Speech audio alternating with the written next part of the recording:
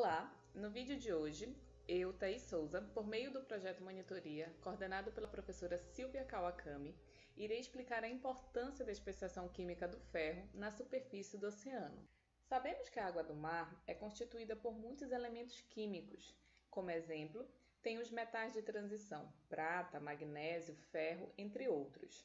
E esses produtos químicos presentes na água do mar, eles se envolvem de forma simultânea em várias reações, o que resulta em uma variedade de pares de íons envolto ao produto químico de interesse. Essas reações podem ser vistas como uma competição entre os ligantes, ou seja, entre as moléculas ou íons, pelos locais de coordenação nos íons metálicos. Assim, os ligantes ganhadores são aqueles que possuem maior afinidade pelo metal e também maior concentração. Os pares de íons mais favorecidos no equilíbrio são aqueles que apresentam caráter mais covalente. Alguns ligantes possuem vários locais nos quais os elétrons podem ser doados a um íon metálico, e essa ligação é conhecida como quelação, e é comum em ligantes orgânicos, tornando-os muito eficazes nas ligações de íons metálicos. Como exemplo de um ligante de ocorrência natural, tem os aquaquelins, que são um conjunto de sideróforos. Os sideróforos são ligantes de ferro 3, que dominam a especiação de ferro nas águas oceânicas superficiais.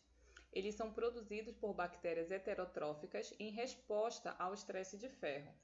Essas bactérias utilizam os sideróforos como um mecanismo para absorver o ferro. Os aquaquelins foram usados como um composto modelo para investigar a biogeoquímica de ferro do oceano superior, em especial a fotorreatividade potencial de complexos de ferro 3. Como exemplo, na figura 1 tem uma representação esquemática da reação fotoquímica dos complexos de ferro 3, nesse caso, os aquaquelins. Essa linha tracejada na figura indica a posição da clivagem fotolítica do ligante de aquaquelins, ou seja, onde está ocorrendo a divisão da molécula. Assim, o ferro 3 é reduzido a ferro 2 por meio da transferência de carga de ligante para metal, e o resultado é uma maior disponibilidade de ferro para absorção pelo plâncton. O aquaquelin facilmente sofre fotólise na luz solar natural, resultando na quebra parcial do ligante e mudanças na especiação do ferro.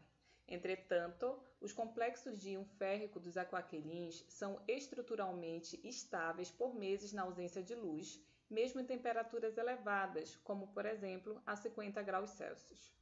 Mas por que estudar a especiação química do ferro? O comportamento de especiação de ferro tem importância global, pois o ferro é um micronutriente que controla o crescimento do fitoplâncton em grandes áreas do oceano.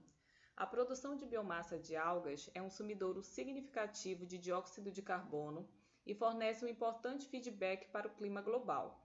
Por isso, o entendimento da ciclagem biogeoquímica do ferro é importante. E o ferro é um bom exemplo de estudo de caso para ilustrar como a especiação química auxilia na investigação das vias de transporte de substâncias químicas no ciclo crosta-oceano-atmosfera. Desta forma, vamos conhecer um pouco mais sobre o ferro. A hipótese de ferro. O ferro está presente na água do mar tanto na fase sólida, coloidal e dissolvida. As reações de óxido-redox fazem com que o ferro circule entre os estados de oxidação de ferro 2 e ferro 3. Suas concentrações dissolvidas na superfície do oceano são muito baixas, variando de 0,1 a 1 nanomol por quilograma na água do mar, e abaixo da camada mista a concentração é um pouco maior, entre 0,3 a 1,3 nanomol por quilograma na água do mar. Assim, apresenta um perfil vertical no oceano, semelhante ao da figura 2, que são demonstrados os perfis dos nutrientes fósforo, nitrato e sílica. Assim, o ferro apresenta uma depressão de concentração na superfície do oceano e um aumento na concentração com a profundidade. E qual é a origem do ferro para o oceano? Bom, a principal fonte de ferro para a superfície do oceano é a poeira transportada pelo ar. Uma outra fonte são os fluidos hidrotermais, porém é uma fonte no fundo do mar e não na superfície. Em alguns experimentos de fertilização in situ, a adição de ferro dissolvido produziu fluorescência de algas. Assim, as entradas de ferro para o oceano pode resultar em produção primária suficiente para reduzir os níveis de dióxido de carbono atmosférico e contribuir para o resfriamento da atmosfera global. E por essa razão surgiu a hipótese de ferro em 1986. Ela foi proposta por John Martin, que explica que o suprimento de ferro ao longo do tempo geológico levou a flutuações no nível de dióxido de carbono atmosférico. Estudos revelam que nos últimos 160 mil anos, nos períodos onde ocorreram altos níveis de transporte de poeira rica em ferro para o oceano, coincidiram com os níveis mais baixos de dióxido de carbono atmosférico e temperaturas globais.